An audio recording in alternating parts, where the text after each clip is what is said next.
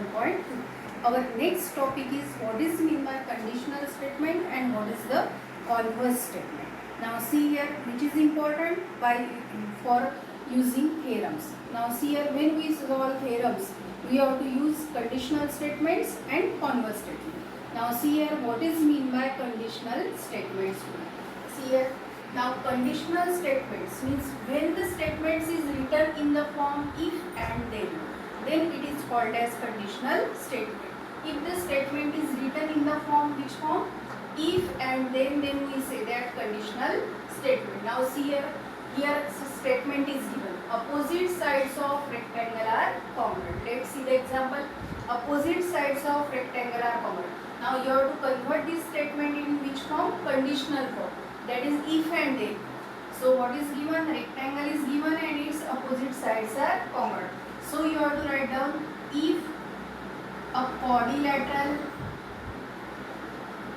is a rectangle. If a quadrilateral is a rectangle, then its opposite sides are congruent. Opposite sides are congruent. See here, what is the statement? Opposite sides of rectangle are given. Rectangle is given. You have to show that opposite sides are congruent. So if a quadrilateral is a rectangle, then its opposite sides are congruent. Now see here, this if part is said to be an antecedent part. Means if a quadrilateral is a rectangle, it is called as antecedent part, and then part it is called as consequent part. Now then part is its opposite sides are congruent. Then part is called as consequent part and if part is called as antecedent part. Now see here what is meant by converse too. Now what is meant by converse? If antecedent changes to consequent and consequent part changes to antecedent, then that statement is said to be a converse. Now see here students,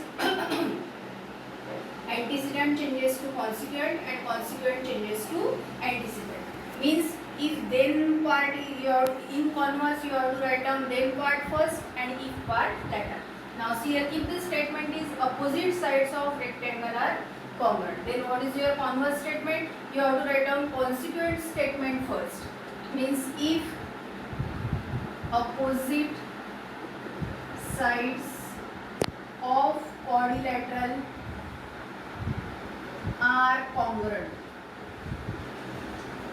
then what is your antecedent part? Then it is a rectangle. Then it is a rectangle. Antecedent part changes to consequent, consequent part changes to antecedent. It is called as converse statement. Now see here another example. The diagonals of parallelogram bisect each other. Now what is given? Parallelogram is given and the diagonals bisect each other. Now in conditional what you have to write down? The statement is given as if the quadrilateral is a parallelogram. If quadrilateral is a parallelogram, then its diagonal bisect each other. Its diagonal bisect each other. Now in converse what you have to write down? If the diagonals bisect each other, then the quadrilateral is a parallelogram. If the diagonals bisect each other, then quadrilateral is a parallelogram. In converse, always you have to write down first any statement in conditional form and then you have to convert it into converse form or write down in the conditional form. Okay students. Now the next part is proof. Now see here students, first let's see what is mean by postulates. Postulates means statement accepted by all. It is called as postulates. Means general statement accepted by all, it is called as postulate. If we take an example, if one point is given, how many lines can be drawn? Infinite lines can be drawn. If two points are given, how many lines can be drawn? One line can be drawn. It is a true statement. These types of statements are called as postulates. Now let's see the next part which is important in geometry, that is the theorem. How to write theorem and what are the important parts in the theorem. Now see here, theorems means properties which prove logically. Properties or statements which we prove logically are called as theorems. Now in theorems there are three parts: given part, to prove part and proof part. Now given part means always antecedent part. Antecedent part, it is your given part, that is if part, it is the antecedent part. Now to prove part means it is a consequent part. Consequent part. In the statement consequent part, that is the after then statement, it is called as to prove part. And what is proof? A logical argument to prove the statements, which we take a logical argument, that is said to be a proof. These three are the important parts of theorem. Now let's see how to write theorem in your copy, students. Now if theorem is given, statement is given that opposite sides of rectangle are congruent. Opposite sides of rectangle are congruent. Opposite sides of, it is the statement given, opposite sides of rectangle. Now always first you have to write down given. Now given part, what is, and always you have to draw a figure to the right side of given part and to prove part. Now here what is given? Rectangle is given, so always you have to draw to the right side of your copy.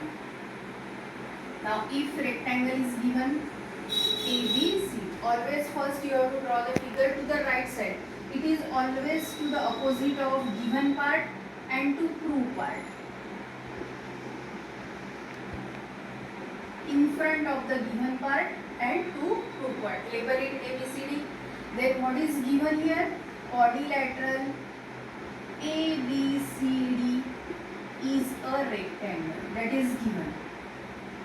ABCD is a rectangle. Now into proof part you have to write down what you have to prove. Now into proof part, what your opposite sides are congruent. Which are the opposite sides?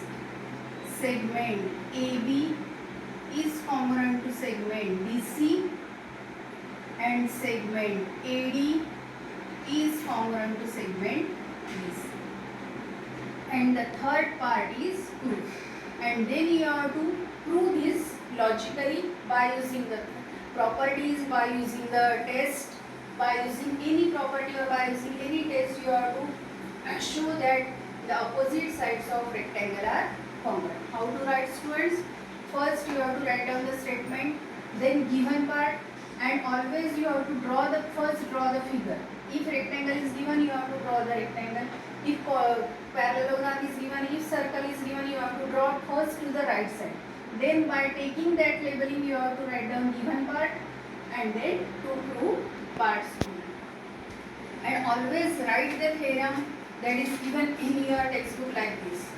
Now see here, if theorem is given, you have to write down now given to prove and prove in one line, and after a margin of your book, after margin you have to write down given part, then to prove part and then proof part. Always figure to the right side of given and to prove.